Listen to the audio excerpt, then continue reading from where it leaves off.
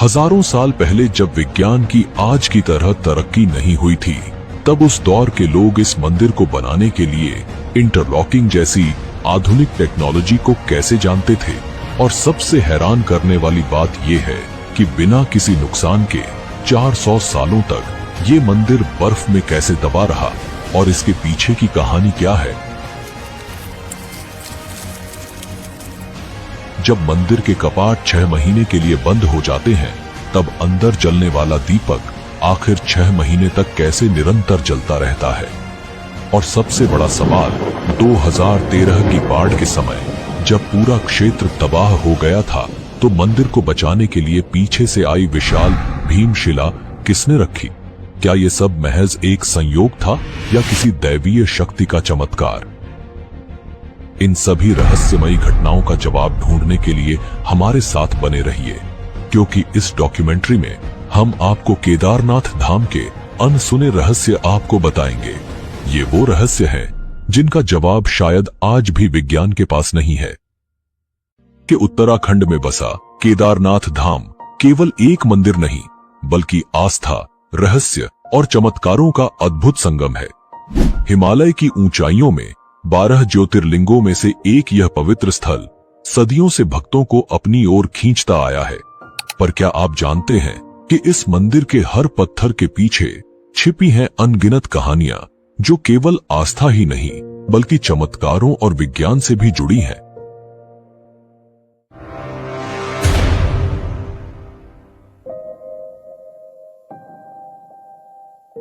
16 जून 2013 की वह काली रात, जब प्रकृति ने अपना तांडव दिखाया और उत्तराखंड के केदारनाथ में हर ओर विनाश कर दिया।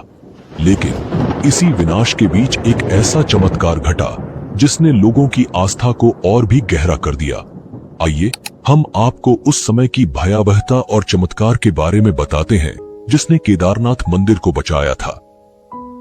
उस रात केदारनाथ में बाढ़ का पानी मंदाकिनी नदी से उफनता हुआ आ रहा था। भारी बारिश और चौराबाड़ी ग्लेशियर के पिघलने से स्थिति और भी भयावह हो गई। पानी, पत्थर और मलबा शहर को अपनी चपेट में लेता जा रहा था। जहां पहले पहाड़ों की सुंदरता थी, वहां अब विनाश का तांडव था। होटल, घर, दुकानें, सब कुछ बहा ले गया। करीबन 6000 लोग मारे गए और लाखों बेघर हो गए। लेकिन एक बात साफ थी, यह आपदा केदारनाथ मंदिर की ओर बढ़ रही थी। क्या यह भगवान शिव के पवित्र धाम को तबाह करने वाली थी? जैसे ही पानी मंदिर की ओर बढ़ा, अचानक एक विशाल शिला, जिसे अब भीमशिला कहा जाता है, पानी के बहाव के साथ बहती हुई मंदिर के पीछे आकर रुक गई। वह पत्थर मंदिर के करीब 50 फीट पीछे रुक गया और बाढ़ के पानी को 2 हिस्सों में बांट दिया। उस क्षण मानो भगवान शिव की स्वयं कृपा ने मंदिर को तबाही से बचा लिया। बाढ़ का सारा पानी भीमशिला से टकराकर मंदिर के दोनों ओर से बह गया। आसपास के सभी ढांचे बह गए, लेकिन मंदिर, शिव का यह पवित्र धाम, चमत्कारिक रूप से सुरक्षित बचा रहा। यह सिर्फ एक घटना नहीं थी, यह शिव के प्रति भक्तों की आस्था का जीवंत प्रमाण बन गया। इस विशाल शिला को स्थानीय लोगों ने भीमशिला का नाम दिया।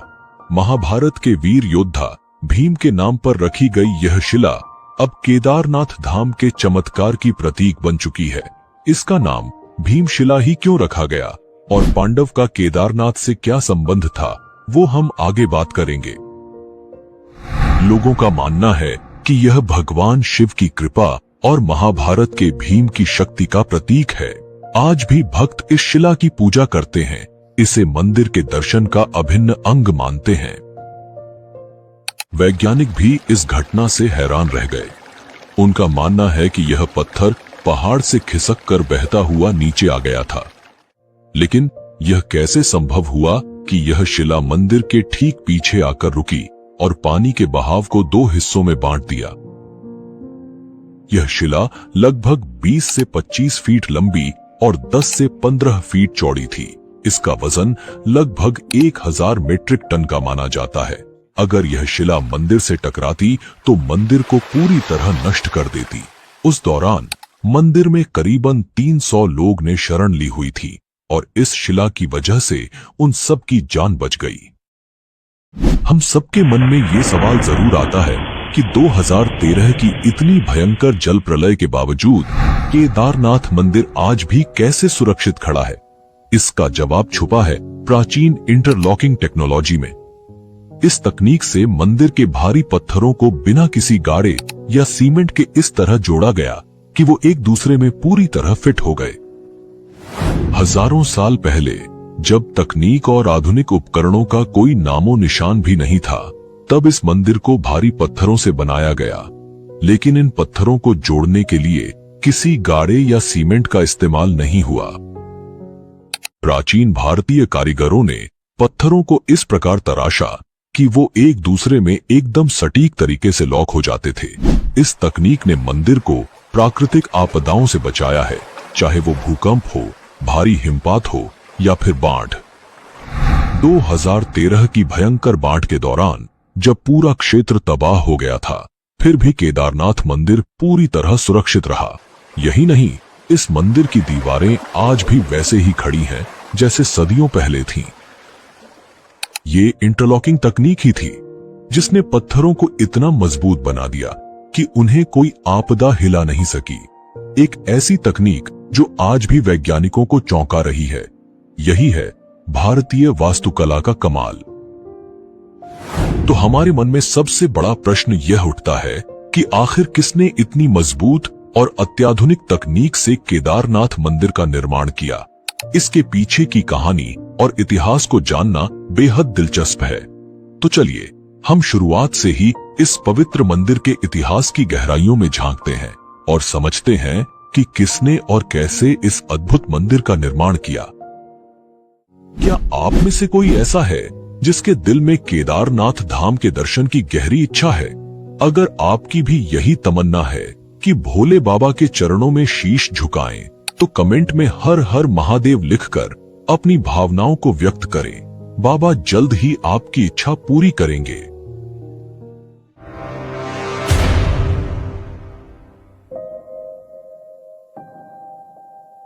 केदारनाथ मंदिर का निर्माण अत्यंत रहस्यमय और प्राचीन माना जाता है।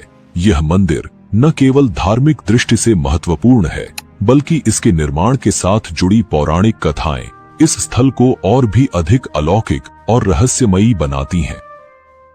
इसमें हम 3 कथा पर बात करेंगे, जिसमें सबसे प्रसिद्ध कथा है महाभारत की। तो आइए जानते हैं इस मंदिर के निर्माण के बारे में। धार्मिक ग्रंथों में वर्णित कथा के अनुसार महाभारत के युद्ध में विजय प्राप्त करने के बाद युधिष्ठिर को हस्तिनापुर का राजा घोषित किया गया। लगभग 4 दशकों तक उन्होंने हस्तिनापुर पर शासन किया। एक दिन पांडव भगवान श्री कृष्ण के साथ बैठकर महाभारत युद्ध की समीक्षा कर रहे थे। उस समय पांडवों ने श्री कृष्ण से कहा, हे नारायण, हम भाइयों पर अपने बंधु बांधवों और गुरुजनों की हत्या का कलंक है। इस कलंक को कैसे मिटाया जाए? श्री कृष्ण ने उत्तर दिया, भले ही तुमने युद्ध में विजय प्राप्त की हो, लेकिन तुमने अपने बंधु बांधवों का वध किया है और इसके कारण तुम पाप के भागी बने हो। इन पापों से मुक्ति सिर्फ महादेव ही दिला सकते हैं। इसलिए अब समय आ गया है कि तुम महादेव की शरण में जाओ। इसके बाद श्री कृष्ण द्वारका लौट गए और पांडव पापों से मुक्ति के लिए चिंतित रहने लगे। उसी दौरान पांडवों को खबर मिली कि भगवान श्री कृष्ण ने अपना देह त्याग दिया है। इस दुखद समाचार ने पांडवों को झकझोर दिया। अब जब उनके सदा के सहायक कृष्ण भी नहीं रहे, पांडवों ने अपने राज्य परीक्षित को सौंप दिया और द्रौपदी सहित भगवान शिव की तलाश में निकल पड़े। सबसे पहले पांडव काशी पहुंचे, लेकिन वहां भोलेनाथ के दर्शन नहीं हुए।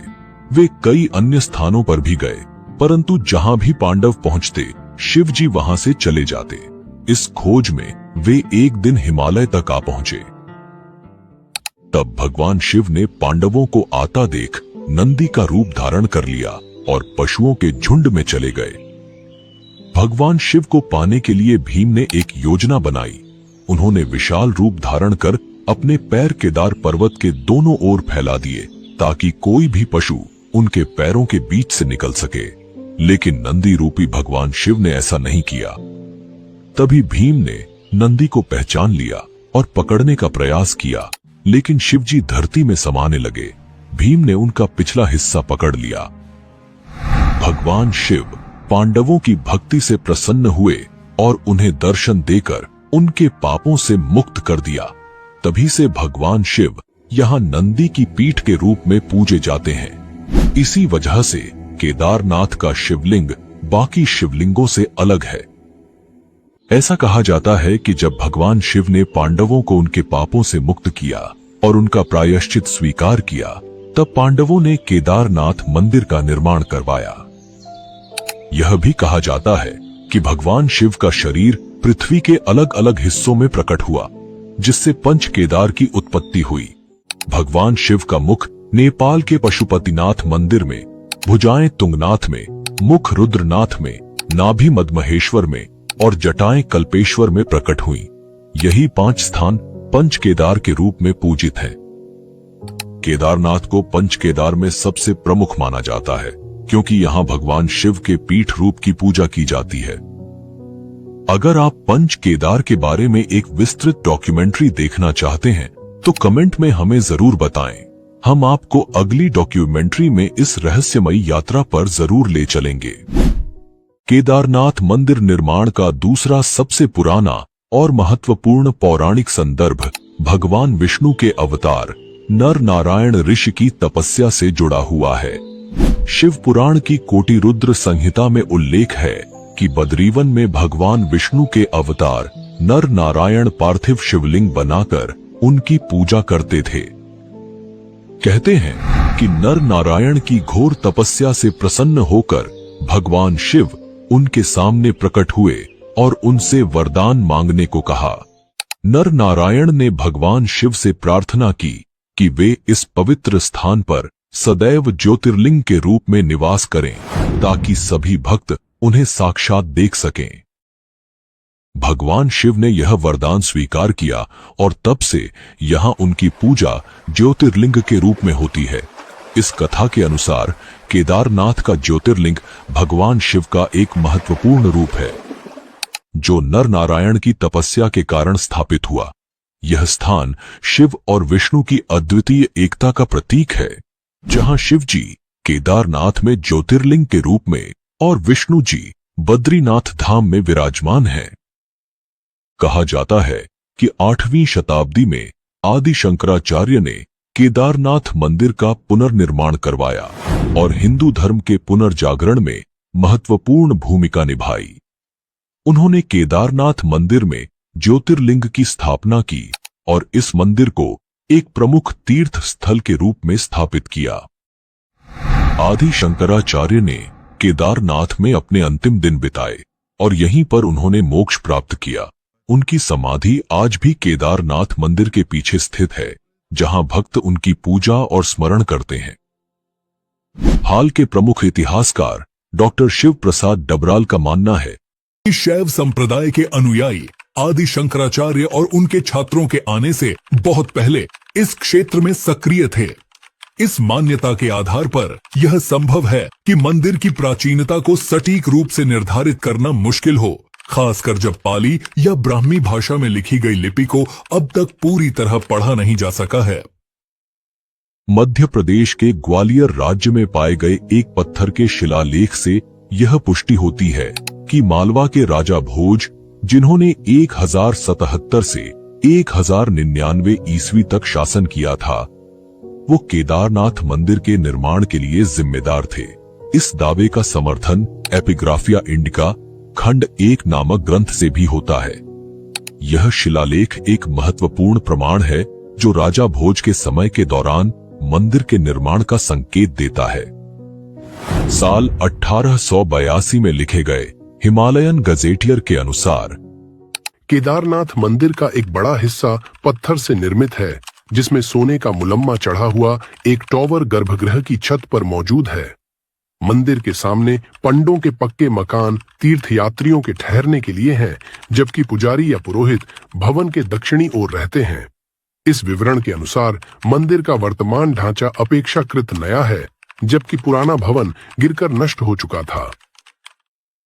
आपको क्या लगता है केदारनाथ मंदिर कितने साल पुराना हो सकता है और इसका निर्माण किसने करवाया होगा? आपकी राय कमेंट करके हमें जरूर बताएं ताकि आपके तर्क और विचार भी लोग देख सकें।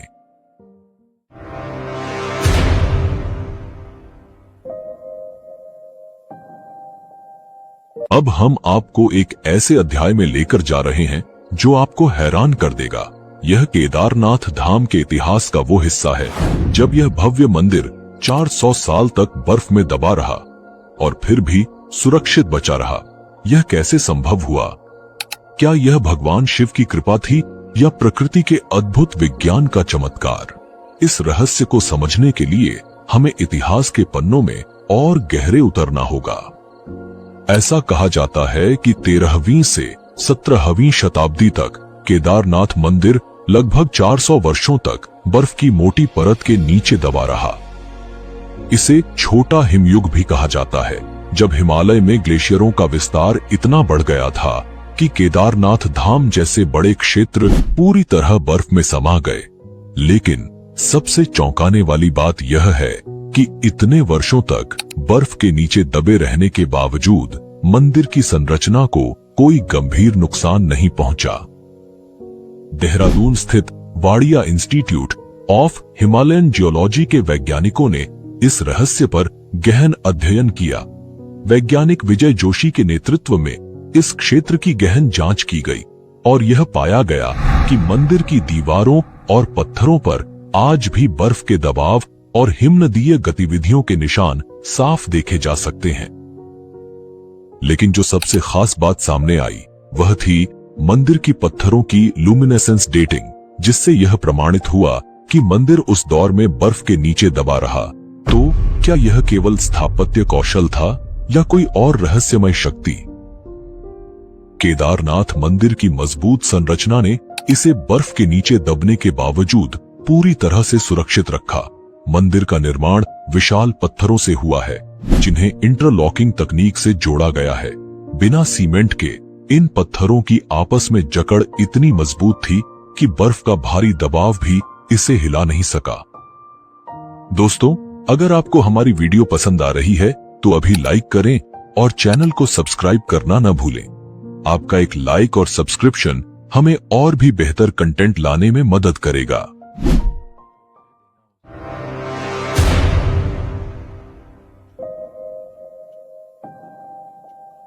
अब हम आपको एक ऐसे रहस्य से परिचित कराने जा रहे हैं जिसने आधुनिक वैज्ञानिकों को भी हैरान कर दिया है। केदारनाथ और रामेश्वरम के बीच का गहरा जियोमेट्रिकल अलाइनमेंट ये वाकई एक चौंकाने वाली बात है। सोचिए, ये दोनों मंदिर एक सीधी रेखा में कैसे हो सकते हैं जबकि ये हजारों किलोमीटर दूर हैं। जब आप इस रहस्य के बारे में जानेंगे तो हैरान रह जाएंगे। यह प्राचीन भारतीय ज्ञान और वास्तुकला का एक अद्भुत उदाहरण है जिसे आज की आधुनिक दुनिया में समझना कठिन है।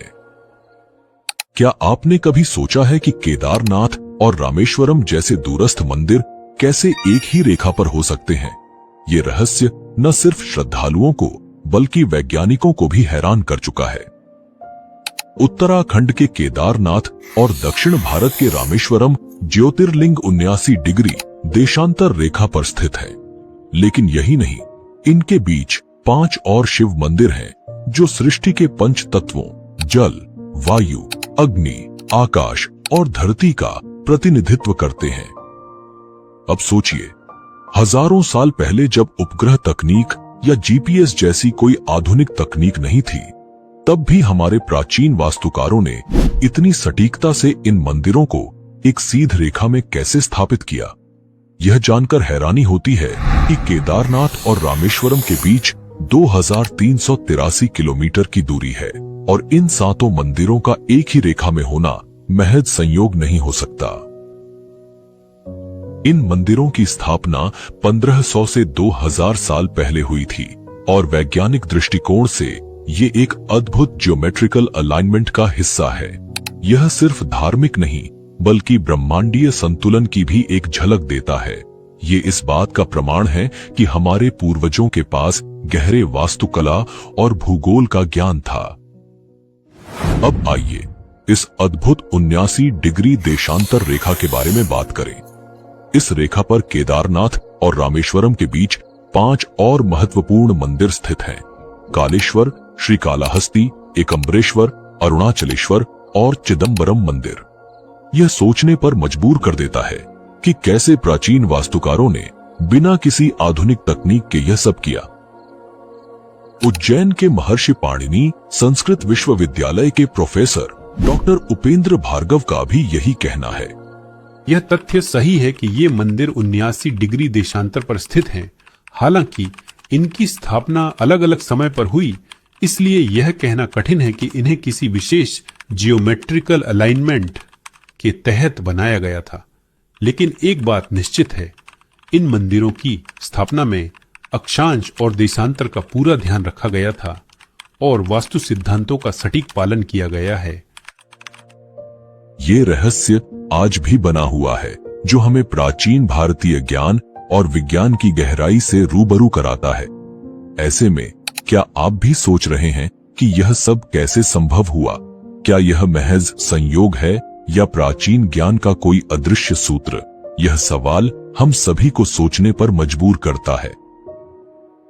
क्या आपको पता है कि विमान का कॉन्सेप्ट प्राचीन भारतीय शास्त्रों में मिलता है और आज भी लोग इसका उपयोग करते हैं?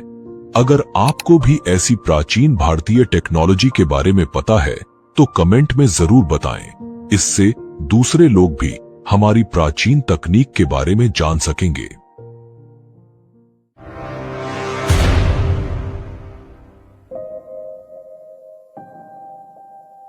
चलो अब हम केदारनाथ के उस रहस्य की बात करते हैं जो सालों से भक्तों और वैज्ञानिकों को हैरान कर रहा है। हर साल जब केदारनाथ मंदिर के कपाट सर्दियों में बंद हो जाते हैं तो मंदिर के अंदर जलने वाला दीपक अगले 6 महीने तक बिना बुझा रहता है। ये कैसे संभव है जबकि कोई भी व्यक्ति वहां मौजूद नहीं होता? और इतना ही नहीं, जब मंदिर के कपाट बंद होते हैं तो सवाल ये उठता है कि इस दौरान शिवलिंग की पूजा कौन करता है?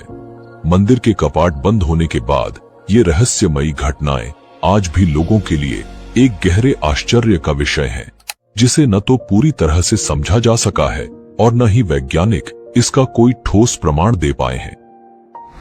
हर साल सर्दियों में भाई दूज के बाद जब बर्फ की सफेद चादर हिमालय पर फैल जाती है और इंसानों की पहुंच इस ऊंचाई तक नामुमकिन हो जाती है, तब केदारनाथ के कपाट बंद कर दिए जाते हैं। करीब 6 महीने तक यह मंदिर बंद रहता है। पौराणिक कथाओं के अनुसार जब सर्दियों के दौरान केदारनाथ मंदिर के कपाट बंद होते हैं, तब देवता और गंधर्व यहां आकर भगवान शिव की पूजा करते हैं। यह माना जाता है कि जब मंदिर में आम लोगों की पूजा बंद हो जाती है, तब भगवान शिव देवताओं और गंधर्वों के साथ यहां निवास करते हैं। जब मंदिर के कपाट बंद किए जाते हैं, तब मंदिर के अंदर एक दीपक जलाया जाता है। यह दीपक बिना किसी देख रेख के पूरे 6 महीने तक अविरत जलता रहता है और जब कपाट फिर से खोले जाते हैं, तब यह दीपक जलता हुआ मिलता है, जैसे मानो उस जगह पर शिव की दिव्यता कभी भी नहीं बुझती। क्या यह सच में किसी चमत्कार से कम है? एक ऐसा दीपक जो इंसानों की अनुपस्थिति में भी लगातार जलता रहता है, और वह भी महीनों तक। इस रहस्यमयी घटना ने भक्तों के दिलों में गहरा विश्वास पैदा किया है। लिए यह इस बात का प्रमाण है कि भगवान शिव की उपस्थिति यहाँ हर समय बनी रहती है, और जब इंसान दूर होते हैं तब भी यह धाम खाली नहीं होता, क्योंकि देवताओं का आगमन होता है। वैज्ञानिक दृष्टिकोण से 6 महीने तक जलने वाला दीपक और मंदिर की स्वच्छता अभी भी एक रहस्य है। कैसे संभव है कि इतने लंबे समय तक कोई दीपक बिना किसी बाहरी मदद के जलता रहे और कपाट खुलने के बाद मंदिर की सफाई और व्यवस्था ज्यों की त्यों मिलती है, मानो कोई वहां नियमित पूजा करता रहा हो? वैज्ञानिक अभी भी इस घटना को पूरी तरह से समझने में असमर्थ हैं। कपाट बंद होने के दौरान भगवान शिव की प्रतिमा और मंदिर से जुड़े धार्मिक प्रतीक, जिन्हें दंडी कहा जाता है, को विशेष सम्मान के साथ ऊखीमठ ले जाया जाता है। ऊखीमठ उत्तराखंड का एक पवित्र स्थल है, जहां भगवान केदारनाथ के विग्रह को सर्दियों के दौरान सुरक्षित रखा जाता है। वहां भगवान शिव की पूजा 6 महीने तक नियमित रूप से जारी रहती है। ऊखी मठ वह स्थान है जहां मंदाकिनी और अलकनंदा नदियां मिलती हैं और इसे केदारनाथ के शीतकालीन धाम के रूप में जाना जाता है। मंदिर के मुख्य पुजारी और अन्य पुरोहित ससम्मान भगवान शिव की प्रतिमा को लेकर पहाड़ के नीचे ऊखी मठ जाते हैं। यह प्रक्रिया विशेष मंत्रोच्चारण और अनुष्ठानों के साथ की जाती है। केदारनाथ मंदिर की पूजा व्यवस्था बहुत ही विशेष और प्राचीन परंपराओं से जुड़ी हुई है। इस मंदिर में पूजा का संचालन विशेष रूप से कर्नाटक के वीराशैव जंगम समुदाय के पुजारियों द्वारा किया जाता है, जिन्हें रावल कहा जाता है। रावल पुजारी यहाँ के मुख्य पुजारी होते हैं और भगवान शिव के सभी अनुष्ठानों का संचालन करते हैं। यह परंपरा सदियों पुरानी है और पीढ़ी दर पीढ़ी चली आ रही है। रावल पुजारी कर्नाटक के इसी समुदाय से चुने जाते हैं और उनके परिवार के लोग ही इस विशेष भूमिका को निभाते हैं। खास बात यह है कि केदारनाथ मंदिर के सभी प्रमुख अनुष्ठान कन्नड़ भाषा में ही संपन्न होते हैं। यह परंपरा प्राचीन काल से चली आ रही है और आज भी इसका पूरी श्रद्धा और विधि से पालन किया जाता है। पुराणों में एक और रहस्य बताया गया है कि एक दिन केदारनाथ और बद्रीनाथ लुप्त हो जाएंगे। माना जाता है कि जब नर और नारायण पर्वत आपस में मिल जाएंगे तब इन दोनों धामों का मार्ग पूरी तरह बंद हो जाएगा और भक्त इन धामों के दर्शन नहीं कर पाएंगे। इसके बाद भविष्य में भविष्य बद्री और भविष्य केदार नामक नए तीर्थ स्थलों का उद्गम होगा। यह भविष्यवाणी हिंदू धर्म ग्रंथों में वर्णित है और इसे एक दिव्य संकेत के रूप में देखा जाता है। धार्मिक मान्यताओं के अनुसार यह घटना आने वाले युगों में घटित होगी और इससे भक्तों को नए तीर्थ स्थलों के दर्शन करने का अवसर मिलेगा। तो यह था केदारनाथ मंदिर का वह रहस्य, भीमशिला का चमत्कार, मंदिर का अलौकिक निर्माण, 400 साल तक बर्फ में दबे रहना, देवताओं और गंधर्वों की पूजा, 6 महीने तक अविरत जलने वाला दीपक और भक्तों की अटूट आस्था। ये सब सिर्फ एक धार्मिक कथा नहीं है, बल्कि उस अलौकिक शक्ति का प्रतीक है जो भगवान शिव के इस पवित्र धाम को अनंत काल तक पावन बनाए रखती है। यह मंदिर हमें एक ओर वैज्ञानिक रहस्यों से हैरान करता है तो दूसरी ओर हमारी आस्था को और भी मजबूत बनाता है। अगर आपको ये डॉक्यूमेंट्री पसंद आई हो तो हमें कमेंट में अपना फीडबैक जरूर